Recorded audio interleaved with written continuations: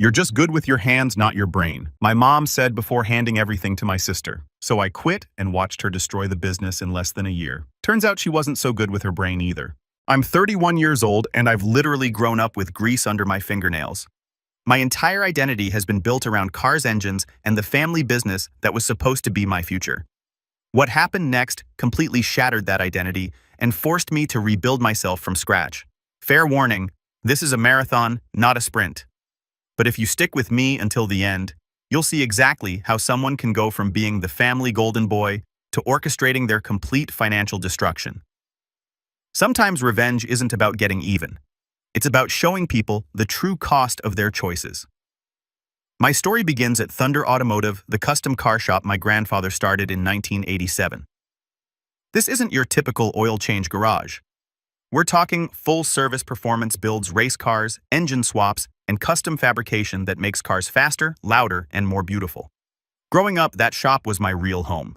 From the time I could walk, Dad had me there every weekend. Learning the difference between socket and combination wrenches, reading engine codes, and understanding why certain metals work for specific applications.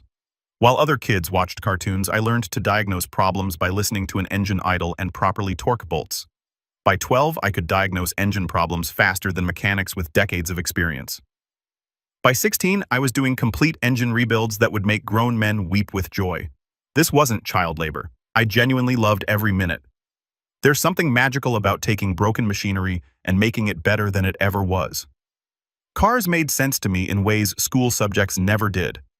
My sister Jessica, now 26, couldn't have been more different if we were from different planets. While I learned to weld and fabricate custom parts, she got weekly manicures and complained about getting grease on her designer clothes walking through the shop. She went to college for communications, which apparently means taking professional selfies and writing meaningless captions with maximum buzzwords. After high school, I went straight into Thunder full-time. Dad promised I was building something for myself, that Thunder would be mine someday, that all the sacrifice would pay off when I inherited the business. I believed him completely. Why wouldn't I? Here's where things get twisted. For 8 years, I've worked 70 to 80-hour weeks for exactly $42,000 annually. Master mechanics with my skills typically earn $75,000 to $90,000. Custom fabricators who do my level of work often pull $100,000 plus, especially in our market where wealthy clients pay premium prices. I was working for half my market value because Dad convinced me it was an investment in your future and keeping costs down while the business grows. Meanwhile, Jessica shows up maybe 20 hours per week as social media manager, making $38,000. Her job consists of posting Instagram stories of cars I built with captions subtly taking credit for my work, flirting with male customers, and planning marketing events that are really just company-funded parties. Thunder generates $1.2 million annually. We employ 6 mechanics, 2 apprentices, and we're booked solid 4 months out. I handle virtually all complex custom builds personally. Frame-off restorations, modern LS swaps into classic specialized racing components built from scratch.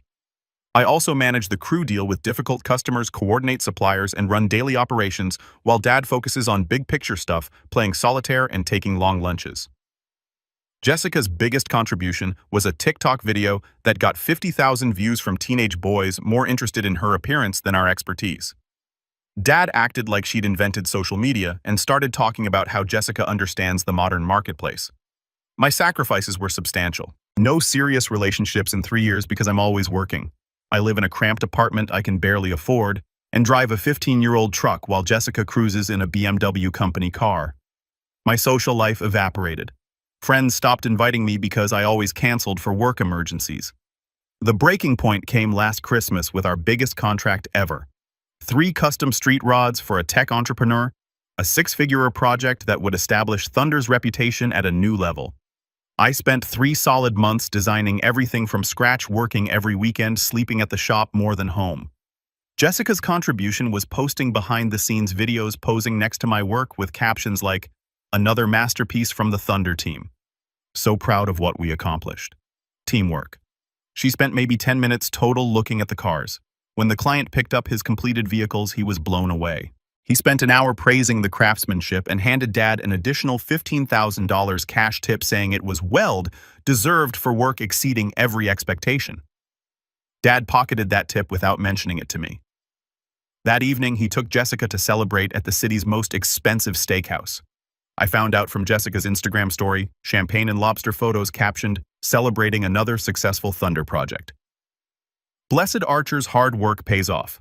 I should have seen the writing on the wall then, but apparently I've always been slow at reading people's true intentions. The moment that changed the entire trajectory of my life happened 3 months ago on what seemed like a completely ordinary Tuesday evening. I was staying late at the shop to finish installing a turbocharger system on a customer's Mustang GT. One of those jobs that should take 6 hours, but always ends up taking 8 because you discover 3 other problems that need fixing along the way. Around 9 p.m., I realized I needed the shop's current insurance policy number to complete some paperwork for the customer. All of our important documents are kept in a filing cabinet in Dad's office, which is usually locked up tight after business hours. But that particular evening, Dad had forgotten to lock it when he left for the day. I went into his office and started digging through the filing cabinet looking for the folder marked insurance policies. Dad's organizational system has always been questionable at best, so I was shuffling through dozens of randomly ordered folders when I spotted something that made my blood run cold. There was a manila folder marked Succession Planning Confidential tucked between some old tax documents. The moment I saw those words, my heart started pounding so hard I could hear it in my ears. You know that feeling when you discover something you absolutely weren't supposed to see, but you can't stop yourself from looking? That moment when curiosity and dread are fighting for control of your brain? That was exactly the situation. My hands were literally shaking as I opened the folder. Inside was a complete legal document outlining the future ownership transfer of Thunder Automotive. According to the paperwork effective on Dad's 60th birthday next year, 100% ownership of the business would transfer to Jessica. Not shared ownership between the 2 kids, not a partnership arrangement, not even a controlling interest with minority shares for me. Everything, the shop, the equipment, the customer relationships, the reputation, I'd spent 8 years building, all of it would belong to Jessica. But that wasn't even the worst part. As I kept reading through the documents, I found email chains between Dad and his attorney going back 6 months. The discussions weren't just about transferring ownership, they were about what to do with me afterward. There were detailed conversations about ensuring Jessica's financial security and multiple references to how Tyler will land on his feet. He's got the skills to start his own place somewhere else. The most devastating section was titled Employee Transition Plan, which was essentially a roadmap for my termination. According to their timeline, I would be fired approximately 6 months after Jessica officially took ownership. The stated reasoning was that I would be too expensive to maintain on staff, and that Jessica would need to establish her own management style without interference from previous leadership. They weren't just planning to cut me out of ownership, they were planning to remove me from the business entirely once Jessica was established as the owner. The business that I had literally built with my own hands, the reputation that existed primarily because of my work and expertise, the customer relationships that I had developed and maintained. All of it was going to be taken away from me and handed to someone who couldn't change her own oil. I sat in that office chair reading and rereading those documents until almost 3 a.m., trying to process the magnitude of the betrayal. 8 years of my adult life, every weekend I'd worked instead of having a social life. Every relationship I'd neglected because Thunder came first. Every dollar I'd sacrificed in below-market wages because I thought I was building equity in my future. Every late night, every missed holiday, every time I'd put the business ahead of my own needs and wants, it was all for nothing. Worse than nothing, actually, because they had actively planned to discard me once I was no longer useful to their plans. The betrayal cut deeper than anything I'd ever experienced, because it wasn't just about money or business ownership, they were stealing my identity. For my entire adult life, I had been Tyler from Thunder Automotive. Every major custom build that had established our reputation in the past 5 years was my design, my fabrication, my problem-solving, my blood and sweat and expertise. The business existed at its current level of success, primarily because of work that I had done, relationships that I had built, and a reputation that I had earned through consistent excellence. I took photos of every single document with my phone, making sure to capture all the email chains and legal paperwork. Then I carefully put everything back exactly where I'd found it and locked the filing cabinet. The drive home was surreal. I felt like I was moving through a dream, or maybe a nightmare. Everything looked the same as it had that morning, but my entire reality had shifted completely. I didn't sleep for the next 2 days. Every time I closed my eyes, I saw those documents. Every time I tried to eat, I felt sick. Every time my phone rang with a work call, I wanted to throw the device across the room. The worst part was having to go into work and act normal, knowing what I knew, pretending everything was fine while making plans that would ultimately benefit the person who was planning to destroy my life. I spent an entire week in a fog of anger and disbelief, debating whether to confront them immediately or plan my response. Part of me hoped there was some reasonable explanation, but deep down, I knew better. The email chains were too detailed, the timeline too specific. I decided to confront them at our monthly family dinner.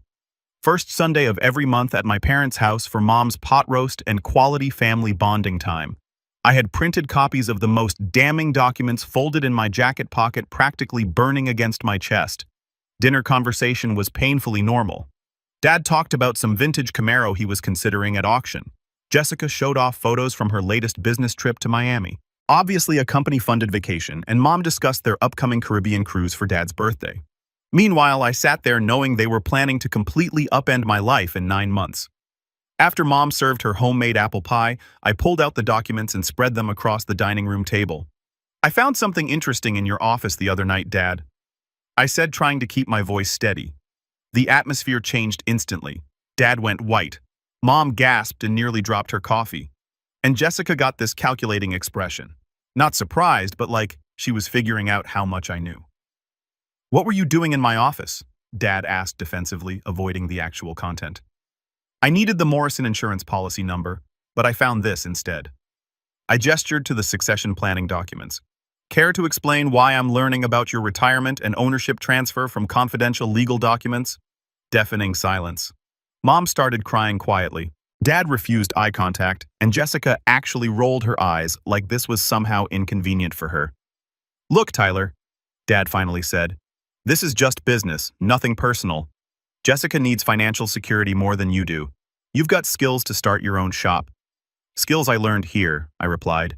"Building a business you're handing to someone who doesn't know the difference between a carburetor and a catalytic converter." "I know more about this business than you think," Jessica snapped. "I understand customer relations, marketing, business development. You just work on the mechanical stuff. Just the mechanical stuff. 8 years of building their reputation, and I just work on the mechanical stuff." Customer relations. I laughed bitterly. Like when you told Mrs. Henderson her Corvette would be done in 2 weeks when you knew it would take 6. I dealt with her calling daily for a month, screaming about broken promises. "That's not my fault you guys work so slowly." Jessica shrugged. That broke something inside me. "I work slowly, Jessica. I've personally designed and built 80% of every custom project this shop has completed in 5 years. You couldn't build a go-kart if your life depended on it." Tyler, Mom yelled, "Don't talk to your sister like that." My sister, who's inheriting everything I built while planning to fire me 6 months later. The dead silence told me everything. They all knew about the termination plan. "It's not personal," Dad said quietly. "Jessica needs to run things her way. Having you there might be confusing." Confusing, my presence would be confusing to the new owner. I stood up, looking at each of them carefully, knowing this would be the last time we'd all be in the same room as a family. "You know what's actually confusing? How you can sit here pretending this is business strategy when you're literally stealing 8 years of my life's work." "We're not stealing anything," Jessica said coldly. "It's Dad's business. He can do whatever he wants with it." "You're absolutely right," I replied, "which means I don't owe it anything anymore." I walked out and never returned for another family dinner.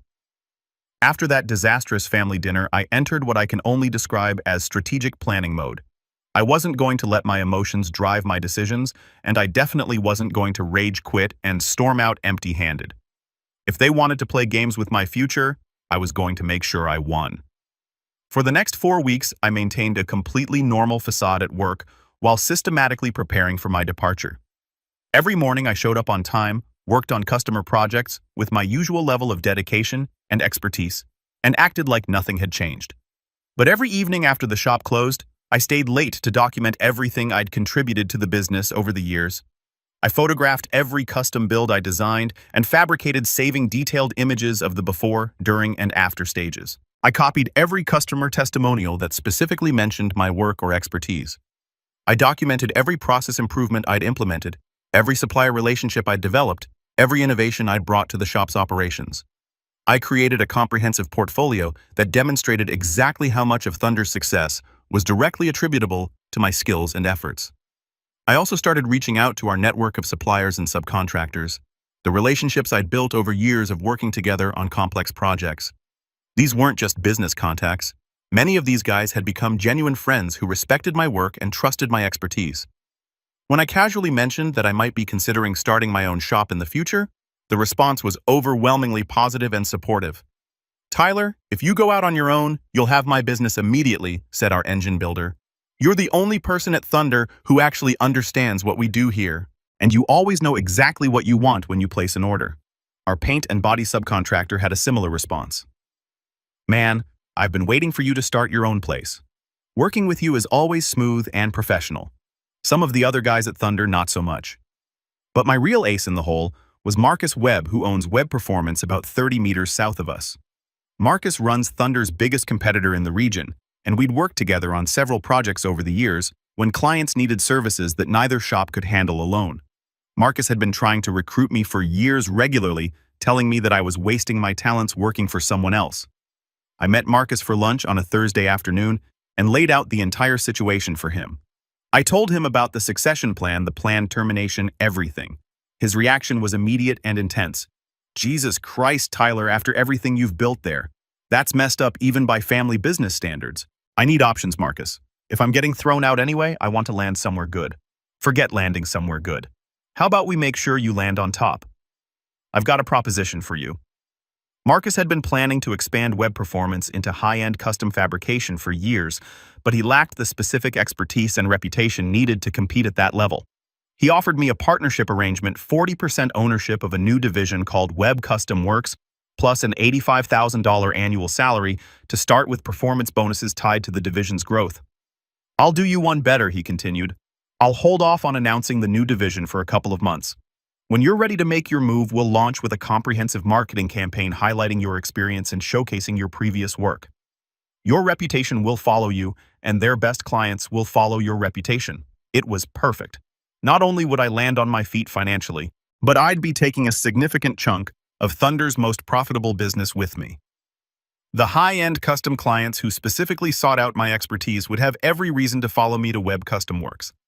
I also reached out to Jake Morrison, the tech entrepreneur whose 3 street rods I'd built the previous year. He'd been so impressed with my work that he'd already referred several other wealthy clients to Thunder, representing hundreds of thousands of dollars in potential future business. When I explained that I was planning to start my own operation, his response was immediate and enthusiastic. "Tyler, you're an artist with engines and metal. Any shop you start will have my full support and my referrals. I'll make sure everyone in my network knows where to find you." By the end of that month, I had everything in place. A new job with significantly better pay and partial ownership, a pipeline of high V-value clients ready to follow me, and a comprehensive plan that would essentially gut Thunder's custom fabrication business. More importantly, I had a clear timeline and strategy for executing my departure in a way that would maximize the impact. I spent another week fine-tuning the details and making sure every piece of my plan was solid. Then I was ready to pull the trigger. I chose a Friday afternoon for maximum chaos and minimum damage control. Jessica wasn't in the shop shocking for a weekday, and Dad was in his office doing whatever passes for work. At exactly 4 p.m., I walked into Dad's office and placed my resignation letter on his desk. Effective immediately, I am resigning from my position at Thunder Automotive. Today will be my final day. "What's this?" he asked without looking up. "My resignation." His head snapped up, face cycling through confusion, disbelief, anger, and finally panic. "You're what, Tyler? You can't just quit. We've got the Henderson restoration, the Morrison project, the Mustang turbo build. You'll figure it out.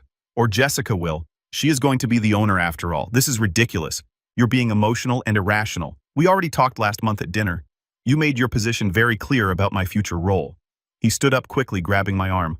"Wait, maybe we moved too fast with succession planning. Maybe we need to reconsider bring you into ownership discussion. Maybe, Dad, you planned this for months. You were going to fire me next year without warning. There's nothing to reconsider. Tyler, please. We need you here. The business needs you. The business needed me for 8 years, but according to your plans, it won't need me next year. So why pretend it needs me today?" I cleaned out my toolbox and walked out. Within an hour, my phone was ringing constantly. Dad called 6 times. Mom called crying. Even Jessica called. Probably the first work-related contact ever from her. I let everything go to voicemail. Weekend was absolute chaos. Saturday morning, they had 3 major projects requiring my expertise. And suddenly nobody could handle complex fabrication work. Dad tried getting other mechanics to cover, but they were parts installers, not custom fabricators. Carlos called Saturday evening. Dude, it's chaos. Your dad spent all day rescheduling appointments explaining to customers why their cars won't be ready. Jessica showed up for an hour, took selfies, then left when she realized there was actual work. Monday morning, Dad appeared at my apartment at 6 a.m. looking like he hadn't slept. You've made your point. Come back and we'll figure this out together. Figure what out? You've already decided the company's future. We can change the succession plan, make you a partner. Maybe 50-50 ownership with Jessica. Now you want to make me a partner after I quit. After your golden child proved she can't handle one day without me. She's learning. She needs time and experience. Time to learn what? The difference between a wrench and screwdriver. Dad, she couldn't assemble IKEA furniture, let alone run a custom shop. He looked defeated. What do you want? Name your terms. I don't want anything from you. I'm done with Thunder. That's when I delivered the knockout punch. Oh, and Dad, Web Performance is announcing their new custom fabrication division next week. Guess who's running it? The color drained from his face. He knew exactly what that meant for Thunder's business. Tyler, you can't do that. That's betrayal of everything we built together. No, Dad. Betrayal is what you did to me. This is just business. The next 6 weeks were pure entertainment from my perspective. I started at Web Custom Works and immediately felt like I could breathe again for the first time in years. Marcus had set me up with an incredible workspace. All new equipment, unlimited budget for specialized tools, and complete creative freedom to build the kind of projects I'd always dreamed of working on. Meanwhile, Thunder Automotive was collapsing faster than a house of cards in a hurricane. Carlos became my unofficial source of daily updates about the chaos, and every phone call was more entertaining than the last. Week 1 was a disaster of epic proportions. Dude, they've had to reschedule or cancel 12 appointments because Jessica tried to handle customer consultations on her own.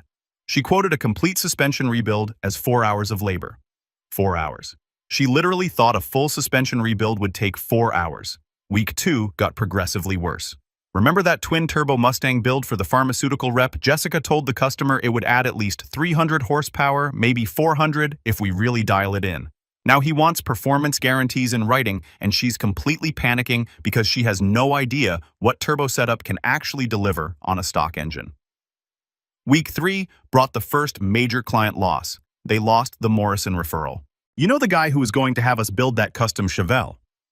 Jessica showed up to the consultation wearing club clothes and spent the entire meeting taking selfies with his car and asking if she could post them on Instagram. He walked out halfway through and called Web Performance that afternoon. Week 4 was when the financial impact really started hitting home. Henderson came by screaming again. Jessica promised his Corvette would be done this week, but nobody's even started the bodywork yet. He's threatening to take the car somewhere else and demand a full refund for work that hasn't been completed. But the real fireworks started when Web Custom Works officially launched. Marcus and I had planned the announcement, perfectly timing it for maximum impact during the spring season when people start thinking about their summer car projects. We put out a comprehensive press release highlighting my 8 years of experience and showcasing detailed photos of my previous custom builds, carefully avoiding any copyrighted Thunder material while making it obvious who had actually done the work. The response was immediate and overwhelming. Within 48 hours of our announcement, 6 of Thunder's biggest clients called to schedule consultations with Web Custom Works. These weren't small jobs. We're talking about 75,000 plus custom builds that would have been Thunder's primary revenue source for the next 8 months. Dad called me that Thursday evening, and I could hear the desperation in his voice from the moment he started talking. Tyler, this isn't right. You're actively trying to destroy everything we've built. I'm not trying to destroy anything, Dad. I'm just giving customers what they want. Quality work from someone who actually knows what he's doing. These were our clients first. We've had relationships with some of these people for years. Had relationships. Past tense, because when Mr. Patterson called Thunder last week asking about his Chevelle project, Jessica told him you guys were too busy for small projects right now, so he called us instead. Funny how customer service works. The silence on his end was deafening. Tyler, we're family. This isn't how family treats each other. You're absolutely right, Dad. Family doesn't secretly plan to fire each other. Family doesn't exclude each other from major life decisions. Family doesn't take credit for each other's work while planning to throw each other away when it's convenient. 2 weeks later, Jessica had her first major catastrophe. She'd convinced some young guy with more money than automotive knowledge to let her project manage a complete LS engine swap into his vintage Camaro. This should have been a straightforward job for someone with actual experience. But Jessica treated it like she was directing a movie instead of managing a complex mechanical project. She decided to live stream the entire build process on Instagram, providing running commentary about how easy engine swaps are and how she was totally in charge of every aspect of the project. The problem was that she kept giving the mechanics incorrect instructions, insisted they use the wrong parts because they looked cooler in the video, and generally turned what should have been a 3-day job into a 2-nightmare of corrections and repairs. The final disaster came when she insisted they paint the engine bay bright pink because it would totally pop on social media and get us tons of viral attention. The customer completely lost his mind when he saw what they'd done to his classic car, threatened to sue for damages, and demanded a full refund plus compensation for the decreased value of his vehicle. Dad had to eat $18,000 in labor and parts cost just to make the situation go away quietly. Carlos called me that evening, barely able to control his laughter.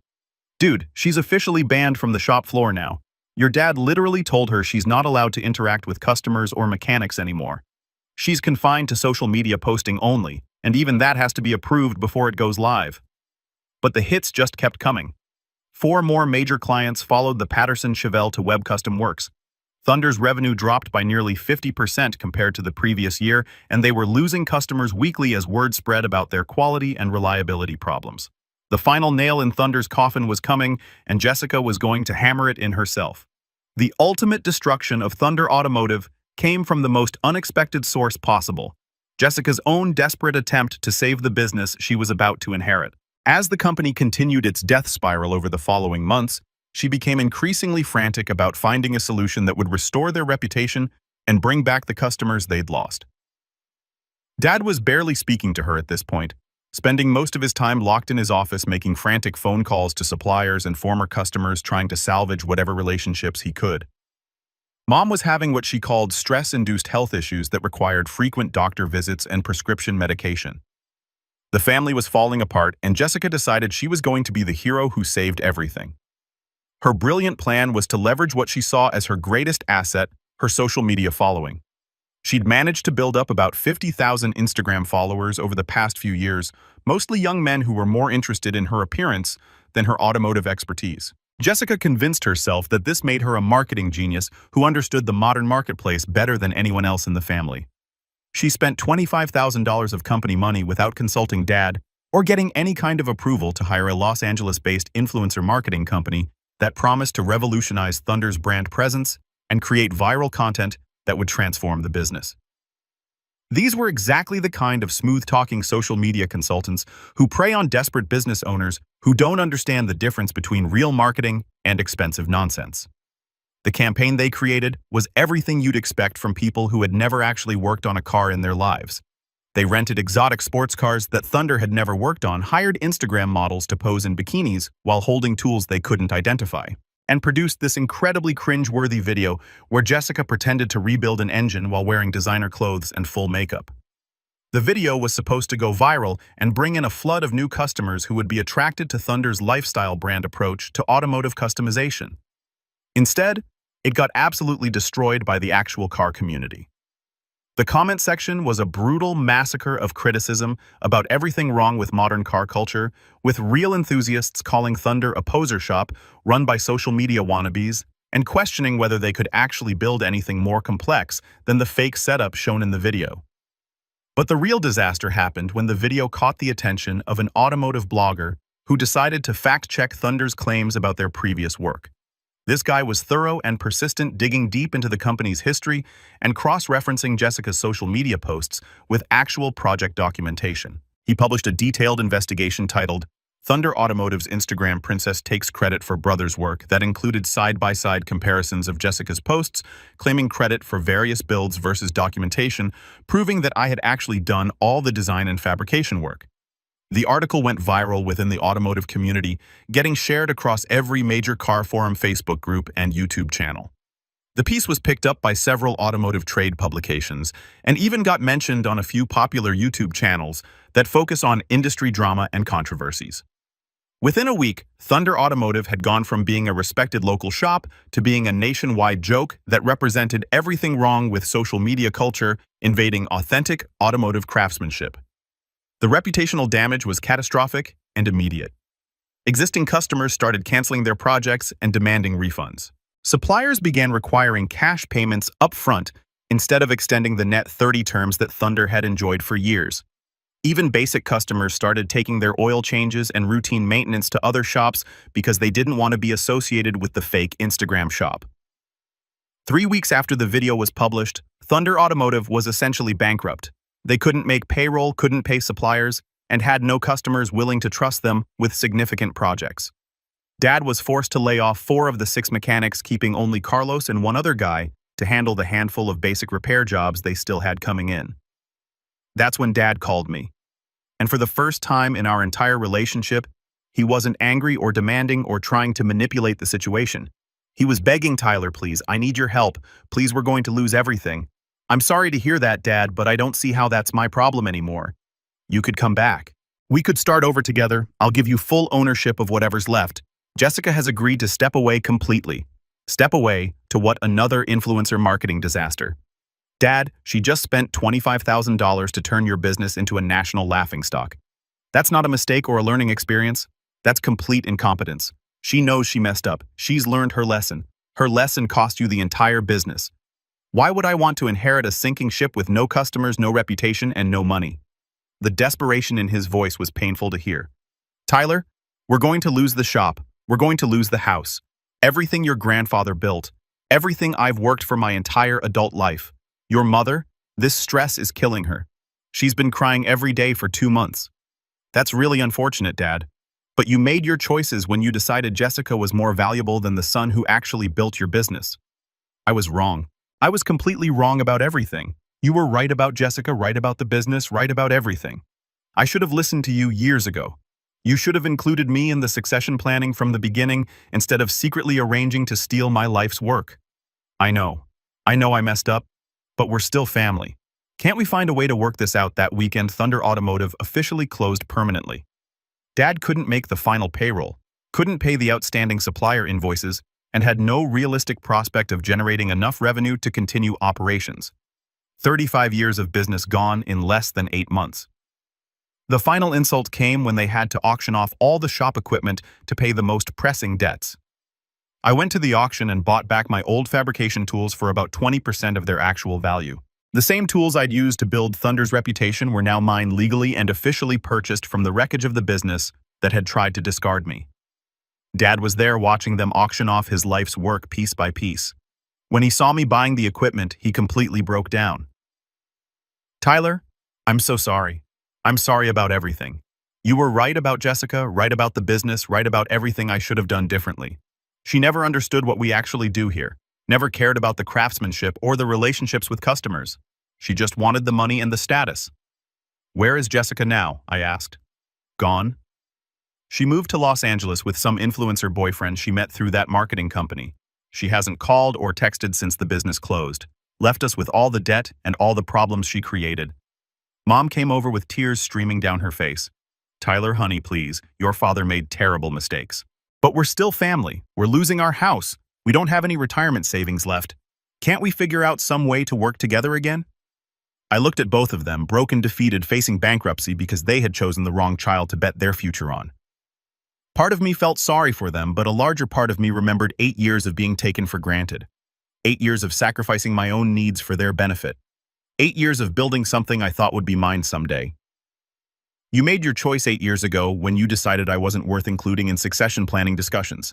You made it again when you decided to fire me after handing the business to Jessica, and you made it every single day when you praised Jessica for work I did while paying me half of what I was worth.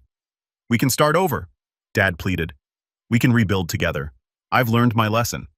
No, we can't, because I already rebuilt and I did it without you. I left them there at the auction and never looked back. Web Custom Works is now the premier high-end automotive customization shop in our region. We're booked solid for the next 10 months. Have a waiting list of clients that stretches over a year for major projects, and just hired our 8th full-time fabricator. Marcus offered to sell me an additional 20% ownership stake in the company, and my annual earnings are now approaching $140,000 plus profit sharing. My parents lost their house and had to file for bankruptcy protection. Dad eventually found work at a chain oil change facility making $16 per hour. Quite a step down from owning a successful business. Jessica's influencer dreams crashed when her boyfriend dumped her and her follower count tanked after the Thunder scandal became widely known. Last I heard, she was working at a restaurant and living with roommates in a cramped apartment.